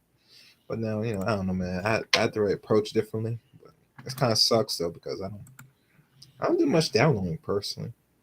Besides maybe games, maybe. But it's hard to detect them nowadays because usually the things that I know, I did a little IT 8 years ago. I want to do a game and some tricks, some tools to add. But when you're not paying for this shit, it's different. You get me? Not unless I want to pay for it. But always paying is not really surefire or guaranteed nowadays. No, I'm with it. Yeah, JM, he did a reset. I believe the malware is reinstalling itself out the reset. So you're right. I think he's gonna need to do the clean, like I said, with the USB and bring it out fresh off the new media. Yeah, because I know it's not no hard drive issue or anything like that. No. So yeah, that's why I think it might be that. But, if it's sticking on because of the code, that's problematic, bro. Usually that's the big boy. You get with the big boy malware. I appreciate it. That's my 2023 goal. And shout out to the PhD. He was talking about health. I need to get back on my health kick, get back on my intermittent fasting and start working out, man. I just been pandemic just kind of threw me off. My mom passed away. She always said, "Don't use me as no excuse," but I got to get it together, get on my walk in, and so definitely that's my 2023 goal. I thought Black Heights was joking. No, Black Heights is serious about that. But Black Heights showed his W-2s, man. He tell you he makes over 300 plus as tech sales. I was kind of a little grumpy because I help people all the time get their tech in. I'm like, I need a cut of the tech sales, man. Him and Women in Linux Will, they really preach that. Now he's serious about that, and she is too. Shout out to Tim. Oh no, yeah, free stuff. I worry about free stuff. No, you're right. I'm always there's very few things I get free unless it's from a major vendor. But as a security professional, I think everybody's trying to get me, man. I be paranoid, paranoid and delusions. If it's a Dell, you can run a hardware diagnostic scans from one boot time. True, like you said, I don't think it's a hard problem, but I will always check, your hardware diagnostics. But a lot of times they won't catch malware. They're gonna say it looks good, reset it, then it's gonna reload that malware again. Let's see. I appreciate it. It's been a while, man. Long story short, my mom was 92. I hope to make it that long, and she lived a beautiful life, man. And she just got me thinking, man. Long story short, we so much alike. She got to a point where she wasn't walking well. I was getting my house ready, and my mom's so practical. She looked at me and goes, "I am not moving in with you. You grown. You're going to have all those fast women. I'm going to a nursing home with my 4 friends, and we're going to play bingo all the time, and your ass going to come and see me." I go, "Yes, ma'am." So, man, I had a beautiful childhood, man. My father passed away when I was 19, and my mom just kind of groomed me, the old school way. So I appreciate that. So, and 2 is I'm gonna talk about that on my channel. Trying to prepare yourself. A lot of people. So when that happens, we always talk about that. Is the stuff in your name? I know a lot of kids argued and end up losing their house. And is your stuff in the trust? Do you have a will? Do you have on death benefits on your account so your kid can get to it, right? Because we talking about making money in security and tech. So you need to have it set up so whoever you desire to have it can get it, right? I see a lot of people get overtaxed or their kids don't get it or their house lose. So we're going to touch. I did a video on that. My lawyer came. Let me find it. We talked a little bit about that. We was on the live. Did I do legal? Oh, that's been a while ago. What did we do? Trust. Oh, I thought that was in my. But yeah, so yeah, we're gonna touch a little bit on everything. Trust. I'll find it. I done did some videos on legal. Maybe I know what I need to do that. But yeah, so short things we'll talk on. 20 more questions in the box. That video right there, we talked a little bit about penetration testing, legal issues, phishing, litigations, getting sued, and I think we talked a little bit about wills and testing. That's actually my real estate attorney right there. So based in Chicago, if anybody needs an attorney in Chicago, wills and trusts. So she's gonna come back on. We were talking about that. So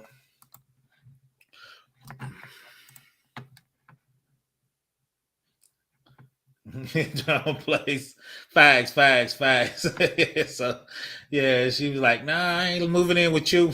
My mom was super independent like that. So yeah, man, I'm all for you talking all the stuff about people, parents taking care of that stuff before time. Has to do lots of nonsense. So yeah. There's some people, but yeah, we're gonna talk a little bit about that, just kind of getting lined up. And basically, you need to get with a professional and make sure your stuff, because I'm in talking to my son about that. My grandson said he's gonna spend all my money. Shout out to my little grandson. We're gonna spend all the money. I was like, I want you to. So no, shout out to him. But just talk about love because we making money. So once again, we want to make sure it's directed how we want to. A lot of times when you do a will, it's going to go through probate and it's not going to go well for you. So,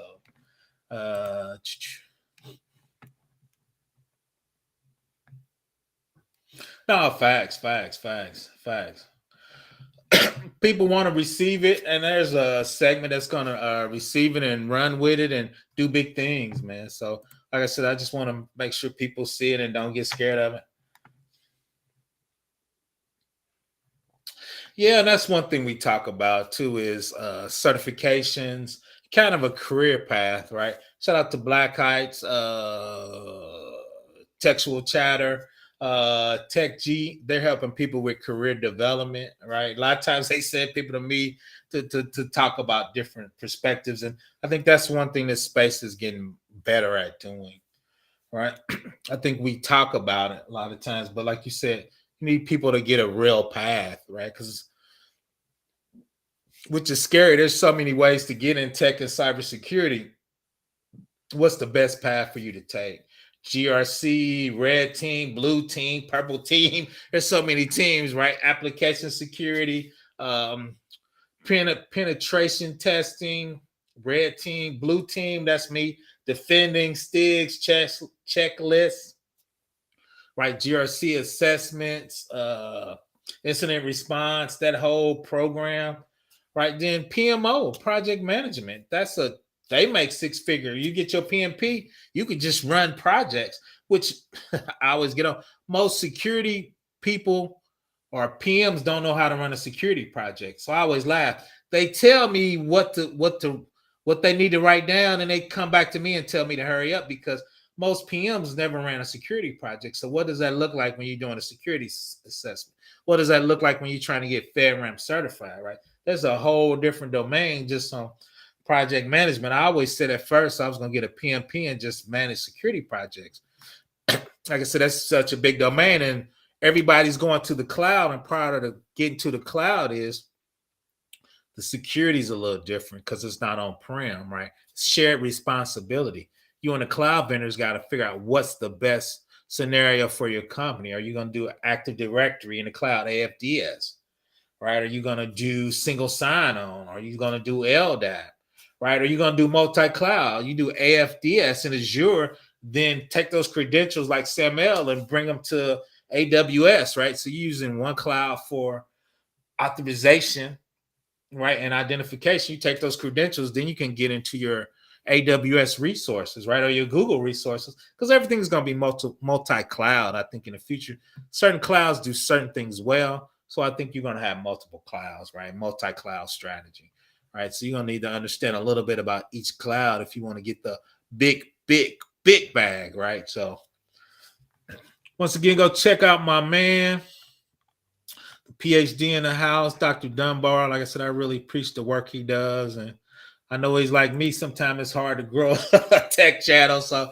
that's why I'm giving him a shout out, because my niche is tight. I know his niche is probably tighter than my niche, right? So that's why I'm giving him a shout out, man. I know he's out there putting out good stuff. And sometimes when you see people talking about nonsense with 100,000 subscribers, that hurts my feelings sometimes. But I understood the assignment when I signed up, so, right? So that's why I'm giving him an extra shout out. I know as a scientist, and I'm computer side with computer security, that's just such a small domain, right? And I don't think there's really a super big. There's a few big cybersecurity channels, but not a ton. But once again, I didn't come here to make a ton of money. If I do, I would squeeze in a suit and just be the fat Kevin Samuelson, right? So, but I came in here to do tech and cybersecurity. Let me pin that. That's what I can do. Pin that. Yeah. So his stuff is pinned. Check him out. Like I said, I think we're good. Let me see. Sorry for my BBO. Yep. Cool. Any folks talking about, but they don't want to study it. And that's the thing too, is that's the good and bad thing about tech and cybersecurity is it's continuous learning, right? I started in mainframe.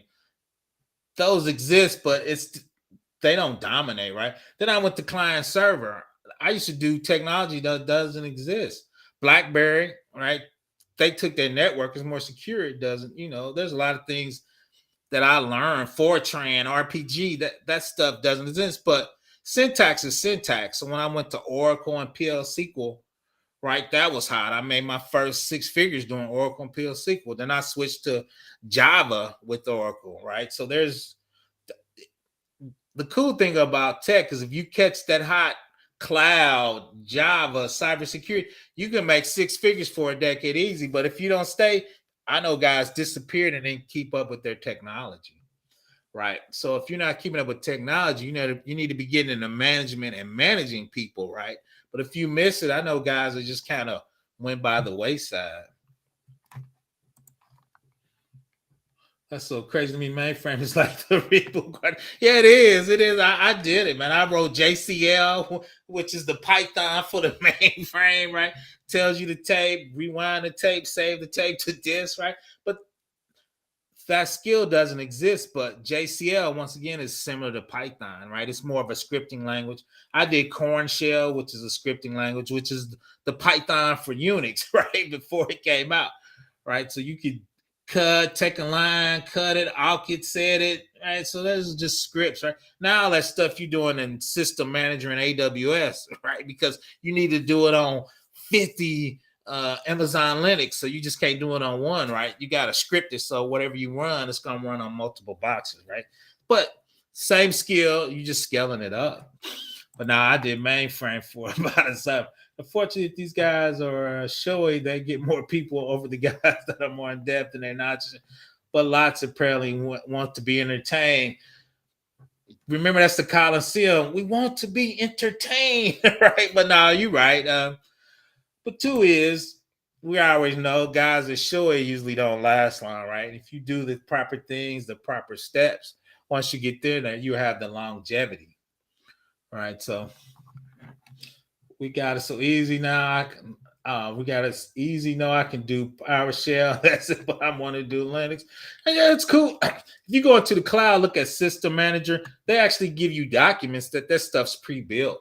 So documents might say, copy this to a S3 bucket, and you just the System Manager feeds your EC2 Linux name to it, and it just run on like 300 or 400. Once again, if you go look at, and I'm gonna put out my AWS in a playlist, but yeah, I walked through DevSecOps is talking about automation on that on multiple machines. But PowerShell is a good start. And a lot of times, even in AWS, they run it on PowerShell, and System Manager is gonna run your PowerShell on how many ever tag machines you tag.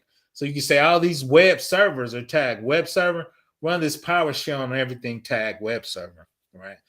Run this PowerShell on all my IS servers, right? I'm copying something or moving something or checking something, right? So that's that automation, and PowerShell is still good.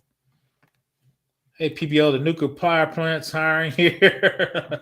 That's more Gabe than me. Gabe, that's Gabe more. He came from that technology. Yeah, but it does. And that's why I went hard at it. Because like you said, they do have their own technology, languages. So that's why I started off with AWS practitioner. Because I'm from I call it the digital mud. I went from practitioner and worked my way up because they're languages. But the cool thing is, the language, you just got to relate it to something. If you know PowerShell, right, that's that Windows world. So it just kind of maps itself to that. I kind of mapped it from the Linux world to that, then their database to Oracle, like you said, and just kind of got the terminology down. It's just something. I just tell pick a cloud, man. No, that's cool. I went from Linux. I did Linux for 15 years. Then I just said I need to get involved in the cloud. So I actually took a guy's course, this Australian dude. I followed him on YouTube, and I like this YouTube. So I bought his course for a while. Then I was like, I need to get some certs to make me more valuable. My contract was running down. So I was like, man, if I get laid off, I'm going to need some cloud skills. So I went hard and got 4 AWS certs. So I'm kind of putting AWS with GRC. So I think that's going to be my my next 10 years. So that's kind of what I'm working on. But you got to start local before you get to the cloud. Once again, I would just pick one. AWS is the 800-pound gorilla, but they're pissing people off. So Azure is going to be right there. Google's finally getting their FedRAMP, and Oracle won part of the $9 billion government contract they got out. So I would put any one of those four, you'll be good at. Like I said, AWS competes with people, so a lot of people are switching to Azure. Like they bought Whole Foods, which is a grocery store. So Kroger and 3 other grocery stores is like, we're not going to pay AWS to give our money to Whole Foods, which is grocery store. So they left and went to Azure. Netflix is on AWS. They getting pissed because they running Prime, right? So they looked at their architecture and was like, oh yeah, we're going to start Prime over here now. Like, so now you paying them to compete against you, right? So Amazon has a lot of companies they run like that. So once again, some of those people are switching over to Azure because they don't want to pay you to compete against them, which makes perfect sense. Once again, I think I'm going to wrap it up. I'm going to hang out a little bit. Check the pin message up there. Go subscribe to my man, Dr. Dunbar. Like I said, I love his work. And just give him a shout out because his niche is nichier than mine. So just get some people over there. All right. Professor, I will step down. This is a good conversation. I appreciate it soon. All right. And shout out to everybody. And hope y'all guys subscribe to the Chaos Rain channel. I think I'm like, 52 away from the 1,000. Go check out my man, Chaos Rain. I'm not sure if I'm going to accomplish this in the man. This is a long ass crazy journey just to even get one criteria done on YouTube, man. Oh man, it's hard. I know the struggle, man. And listen, I'm not sure I said I like the struggle or I hate it. I said it's some bullshit. It is, man. I think unless you do it, I was surprised how hard it was, man. Because a lot of people have big Facebook followings and Instagram. I came straight out the mud, man. So it took me a while to kind of get there. And then, like you said, I thought it was gonna be the subs. When I saw them hours, I was like, oh my god, the hours are harder than the subs. So you got to get 4,000 watch hours in a year. The average person watches a YouTube video for 3 minutes. So it's hard to get them hours, man. Say that again.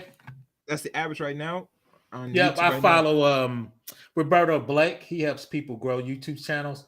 So I'm quoting his stats, and he works with YouTube, and he's cool with PewDiePie and all the big guys. Check him out, Roberto Blake.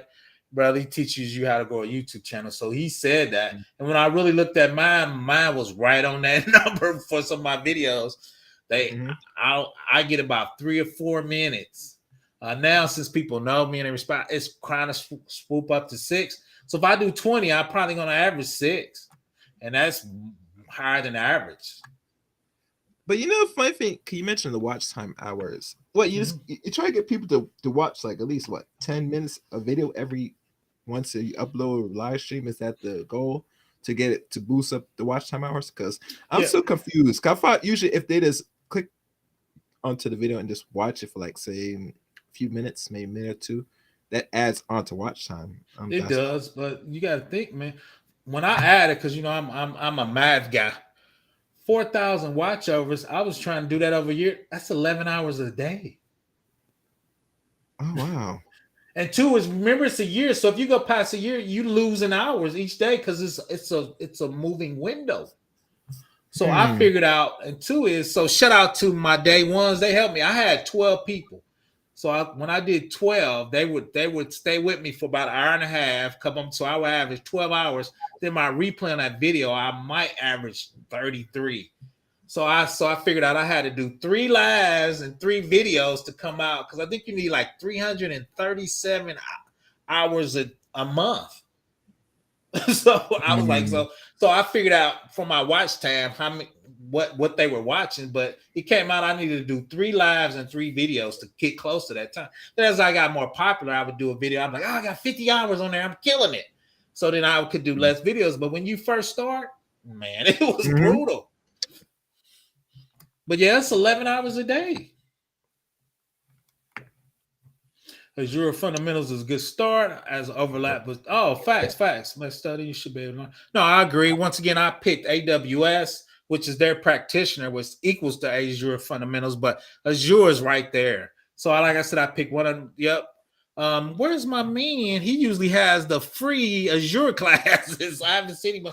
Chili Hellman usually has the free stuff on Azure. So yeah, no, 100% Blackjack. Yak 54. Once again, Azure is right there. I'm gonna learn Azure once I get a little better with AWS. I'm working my way. I did auto scaling, which is basically Linux. Now I'm doing Lambda, which is serverless computer. Then I think the top of the chain and what big companies do in big development team, they want you to do containers, be it Kubernetes or Dockers, right? I think that's the gold standard. I think what's get paid, but I think you need to understand all of those, right? If they want to spin up just regular Linux, auto scaling group, if they want to do serverless, AWS has their serverless, Azure has their serverless.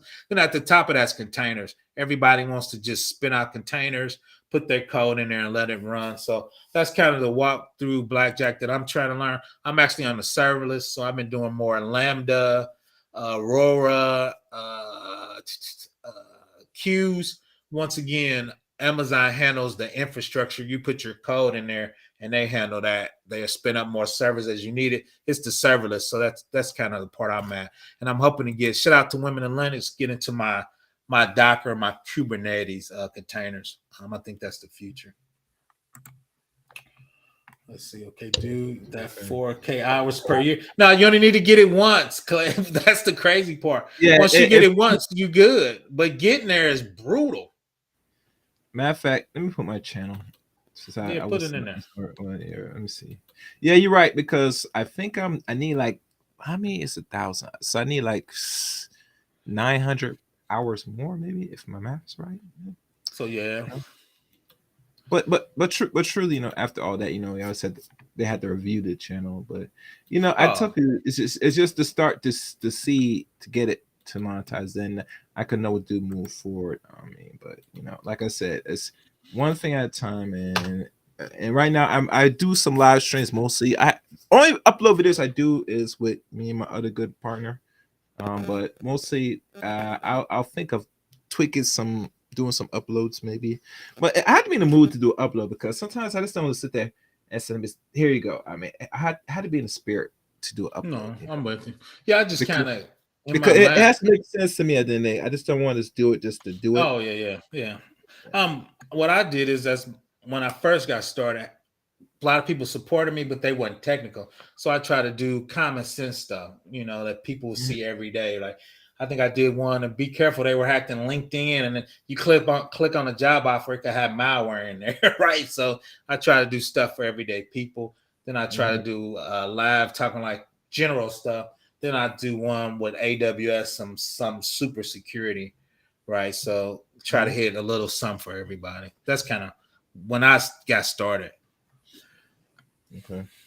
Now, just 1 year, but it's hard to get that 4K, because if you do it, I did it over a year. So I was like, I want to get monetized over a year. And then when I did the math, I was like, 4,000, but I was like, oh my God, that's 11 hours a day. I think it came out to be 10.91 hours a day. I was like, that's crazy, man. So now I figured out why a lot of people aren't monetized. It's a very small amount of people that's actually monetized. It seems big, but when you go look at all the people, it's a very small.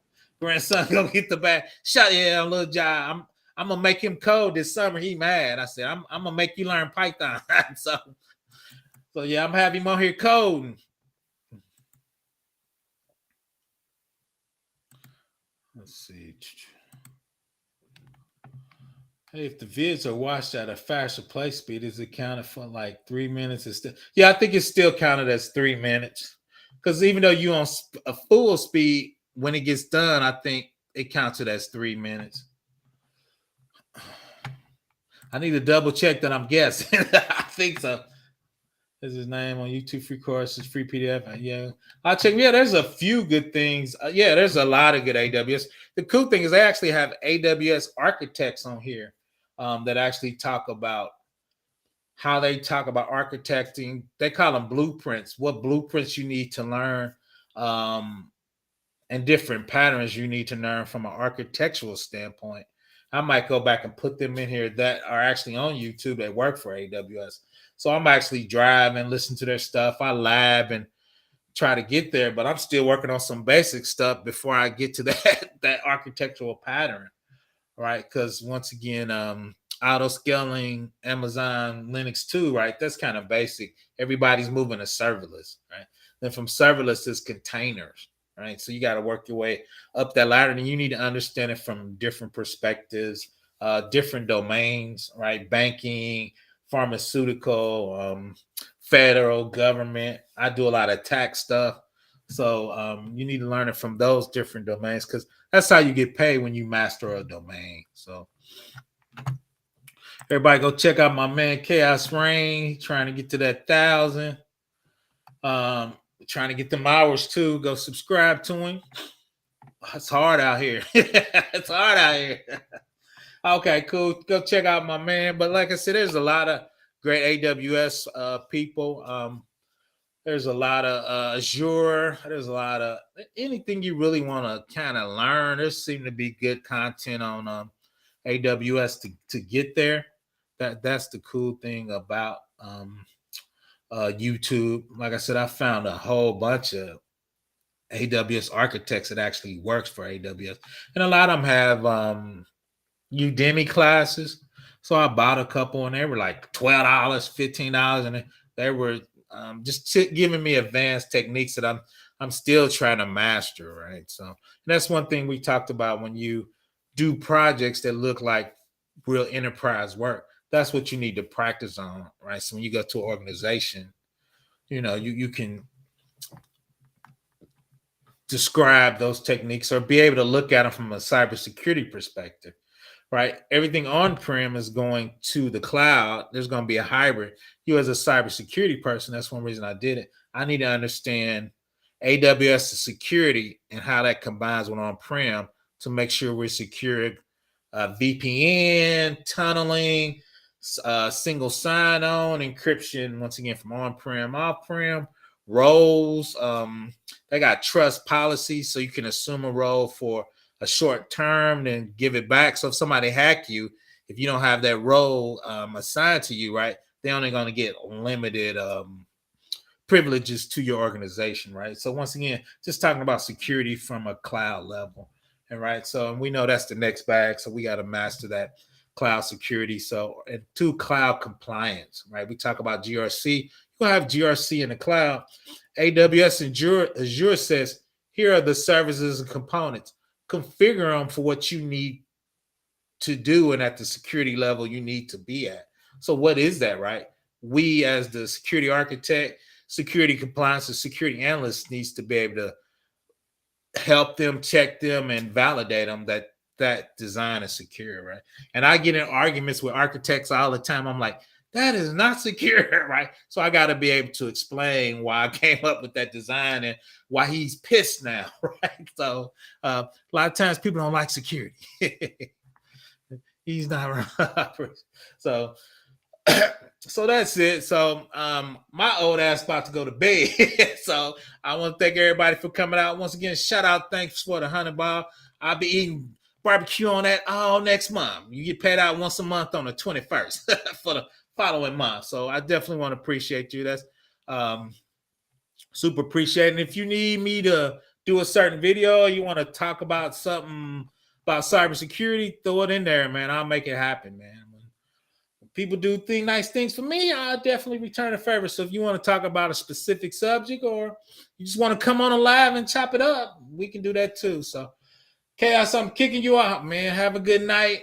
PBL about all right, take care, guys. And subscribe to my man. He's trying to get that 4,000. It's hard out here. It's hard out here, like for a player, man. But anyway, we'll talk. Take care. We'll talk, man. Everybody have a good night. Y'all see me. Thanks for joining me. I just got an impromptu. We got to be careful with them biometrics, man. We're going to talk a little bit about more. I think Amazon is the most dangerous company, and we'll talk about why that is. Everybody have a good night. Be safe, and everybody get healthy, man. That's 2023. We got to work out a little bit, man. We got to get in shape. I'm number one on that list. Once again, everybody have a good night. Thanks for the support.